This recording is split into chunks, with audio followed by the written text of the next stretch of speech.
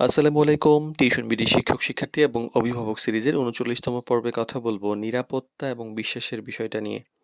তো হোম টিউশনের ক্ষেত্রে সবচেয়ে গুরুত্বপূর্ণ ২ টা বিষয় হলো নিরাপত্তা এবং বিশ্বাস। কারণ একজন টিচার এখানে সরাসরি পরিবারের ভেতরে কাজ করেন। আর গার্ডিয়ান তাদের সন্তানের শিক্ষার যে গুরু দায়িত্ব সেটা ওই টিচারের কাছে অর্পণ করেন। তো এই যে সম্পর্কের যে ভিত্তি এটা হবে স্বচ্ছতা, সততা এবং পারস্পরিক সম্মানের ভিত্তিতে। তো এইজন্য কিছু জিনিস খেয়াল রাখার প্রয়োজন পড়ে। প্রথমত টিচার যাচাই করা তো জরুরি। তো গার্ডিয়ানের ১ম দায়িত্ব হলো যাকেই নিচ্ছেন অবশ্যই তার যোগ্যতা যাচাই, ডকুমেন্টসগুলো যাচাই, নিরাপত্তার জন্য কোনো ডকুমেন্টস লাগলে সেগুলো যাচাই করা এবং রাখা। পূর্ব অভিজ্ঞতার ব্যাপারে জানা, কোনো রেফারেন্স থাকলে ভালো করে চেক করা এবং ডকুমেন্টেশনের যে জায়গাটা সেটা ক্লিয়ার করে নেওয়া। এই জায়গা থেকে আমরা অবশ্যই এই সবগুলা প্রোভাইড করি, ক্লিয়ার করে দিই। আর অবশ্যই ১ কপি সব ডকুমেন্টস রেখে দেওয়াটা ভালো। তো স্বচ্ছ তথ্য বিনিময়ের যে জায়গাটা যে আ এটা অনেক গুরুত্বপূর্ণ। অনেকে এটা করেন না।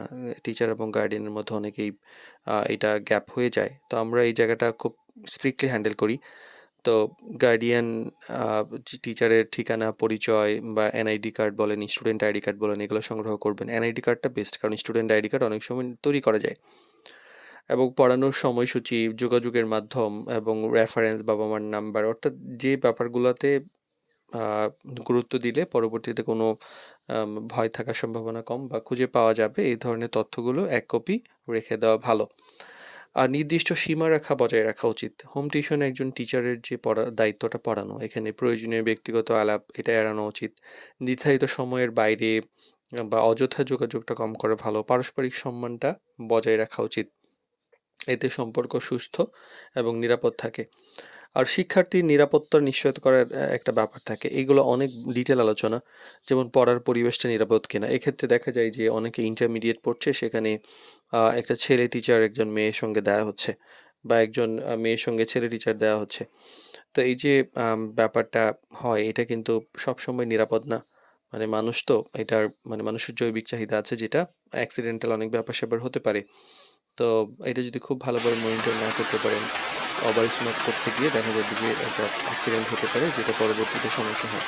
তো মানে এট লিস্ট ক্লাস 8-9 এ উঠে গেলে চেষ্টা করতে হবে যে খুব নিরাপত্তার মধ্যে অথবা ছেলের জন্য ছেলে টিচার, মেয়ের জন্য মেয়ে টিচার দেওয়া ভালো। আর ক্লাসের সময় উপযুক্ত পরিবেশটা আছে কিনা সেটা অবশ্যই নিশ্চিত করেন। পড়ানোর সময় দরজা বন্ধ করে দেওয়া বা এই ধরনের কোনো ব্যাপার যদি হয় বা এইগুলা যেন না হয়, পড়াশোনাটা একটা মানে শব্দ হয় না কিন্তু খোলামেলা নিরাপদ জায়গা এবং সেটা প্যারেন্টস এর চোখের সামনে হচ্ছে এরকম হওয়া উচিত। আর সমস্যা হলে দ্রুত ব্যবস্থা নেওয়া দরকার। কারণ কোনো অস্বাভাবিক অস্বস্তিকর কোনো পরিস্থিতি যদি তৈরি হয় বা যেটা মনে হয় যে সন্দেহ উদ্রেক করে, বাবা-মা বাসায় নাই বা এই সময়ে একজা ছেলে-মেয়েকে একসাথে পড়াতে দিচ্ছেন, এই ধরনের সিচুয়েশনটা বা টোটালি সন্তানের উপর ছেড়ে দেওয়া উচিত না। বাবা-মার নিয়ন্ত্রণ থাকা উচিত। আর কোনো সিচুয়েশন হলে অবশ্যই মিডিয়াকে জানানো উচিত। বিকল্প সিদ্ধান্ত নেওয়া উচিত। এতে বড় সমস্যা হওয়ার আগেই আ সমাধান করা সম্ভব। আর হোম টিউশনের নিরাপত্তা এবং বিশ্বাস কিন্তু একে অপরের সাথে একদমই জড়িত। মানে যেখানে তথ্যটা স্বচ্ছ থাকবে, আচরণ পেশাদার থাকবে, পারস্পরিক সম্মান থাকবে এবং টিচার নিয়োগের ক্ষেত্রে আমাদের আম সঠিক সিদ্ধান্ত হবে, সেখানে আশা করা যায় যে একটা উপযুক্ত পরিবেশ তৈরি হয়েছে, সেখানে টেনশনটা কম থাকে। তো আসলে বিশ্বাসটা তৈরি হয় সততা দিয়ে আর নিরাপত্তা নিশ্চিত হয় সচেতনতার মাধ্যমে।